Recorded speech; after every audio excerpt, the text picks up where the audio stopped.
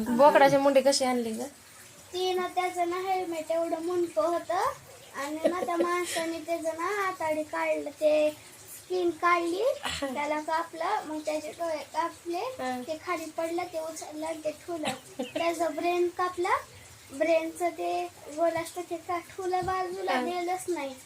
आणि नंतर ना पप्पाला दिला नाही का ते भेजा? नाही दिलं ते ब्रेन. आणि नंतर ना त्याने ना काय केलं की ना नंतर त्याचे पार्ट्स असतात ना ते कापलं ना, आणि नंतर ते दात असतात ना ते असंच पडलं आणि ते कापलेलं आणि तू बनवलेलं आणि ते दादाला आलं, म्हणून मी सांगितलं दादाला. सांगायची गरज होती का? असं वाटत होतं कधी सांगायचं. असल्या गोष्टी सांगायच्या. तू खात नाही त्याला बी खाऊ दिलं नाही ना. तसं नव्हतं काय, आ तसं नव्हतं, दादाला सांगायचं होतं. असं नाही करायचं, कोणी खाताने तसं बोलायचं नाही.